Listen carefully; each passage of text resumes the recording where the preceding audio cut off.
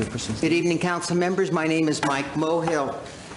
Do we want Islamic Sharia charter schools filtering into Glendale and the rest of the 43rd Assembly District?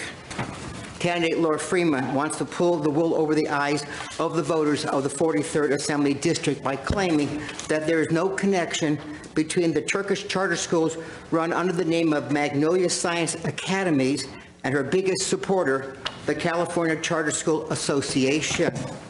In fact, at the last council meeting, Mrs. Freeman admitted that the California Charter School Association supports her.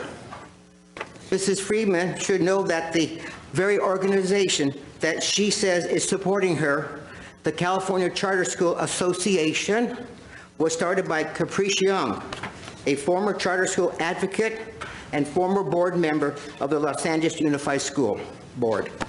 Caprice Young now runs the Magnolia Charter Schools and has very close ties to the Gulen movement, a radical Islamic movement that wants to indoctrinate young minds with Sharia law. But this is a kind of a group that likes to mislead folks. That's why they are using the fake organizational name of the Parent-Teacher Alliance to mislead voters. Imam Mohammed Fethullah Gulen and the Gulenist movement is characteristic as an Islamic, ultra-conservative secret society. The Gulenists dream of a new age in which Islam and Sharia law will dominate the West, returning to the ways of the Ottoman Empire, and the charter schools are covertly engaged in Islamic missionary outreach. Imam Mohammed Fethullah Gulen has become an expert in buying influence. That's buying influence, mind you, from politicians in Washington and in state capitals.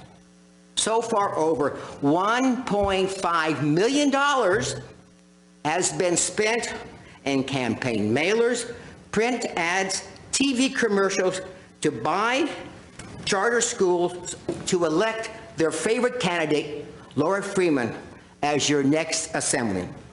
We have 25, mind you, mailers by the Gulen schools, by the charter schools, all in support of Mrs. Freeman. This is where all the money is. They want her elected to the 43rd Assembly District. Thank you, Mr. Mohill. Politics 101. Thank you. Bill. And I'll just say that that was completely insane.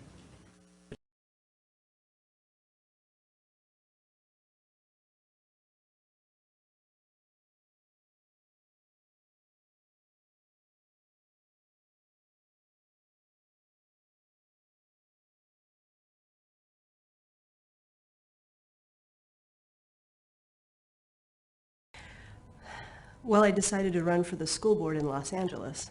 I started out on the Los Angeles School Board in 1999. We didn't have very many charter schools. We only had 17 charter schools. So when I left the board in 2003, we had 50 charter schools. Now there are more like 150 charter schools in Los Angeles, and they're educating 121,000 kids. After I served on the school board, a group of charter school leaders and funders came to me and said, hey, we need to have an organization that brings all of the charter school leaders together and makes them strong and gets them the support they need. So I started the California Charter Schools Association. Well, I grew up in a good lefty family. My parents were activists, and I believe deeply in democracy, and the foundation of democracy is education. So we created at the California Charter School Association a cash flow program.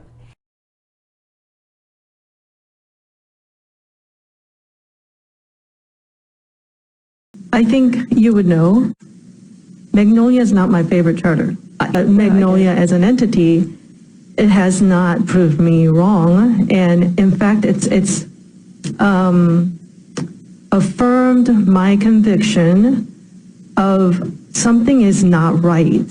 Each and every time I consider Magnolia issues, whether it was renewal, whatever have you, site issues, something's just not right. And even tonight, I felt better as a person and as a trustee and as a chair sitting here before I started hearing Magnolia's explanations and excuses and whatnot, I'm having like knots in my stomach, and I feel like I'm gonna like vomit because it's not making any sense.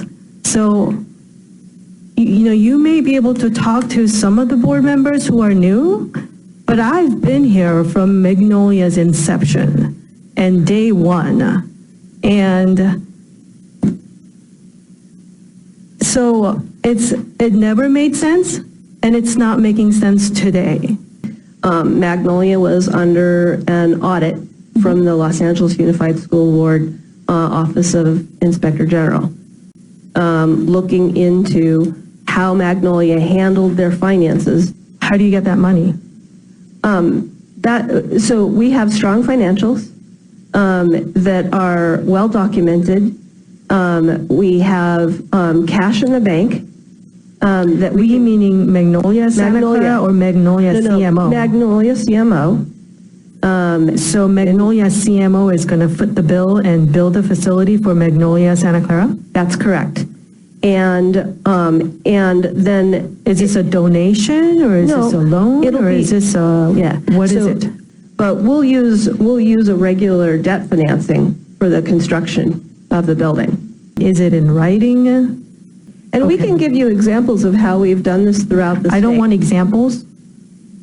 Clearly, I don't want examples or anecdotal stories. I want specifically what's in writing to make this happen. So I want to be convinced that you're going to Understand. get there, so I don't want examples. So, okay, I want so- documents, so- I want agreements, so can I want MOUs, whatever have you. Okay, so Angelica, let me, you know what? can I give you an example of something that I can give you and you can tell me whether it would suffice? If I were to give you a letter that's a guarantee from a financing banker company guaranteeing that they would pay the $10 million that we need to build our site, would that suffice for you? And then, yes, partially. Okay. And then I would like to know how you're going to pay that back. Okay, we can do So that. how you're going to be solvent in can do this that. whole process, because Magnolia has not, in my eyes and my perspectives, it's never been solvent. It's always been problematic.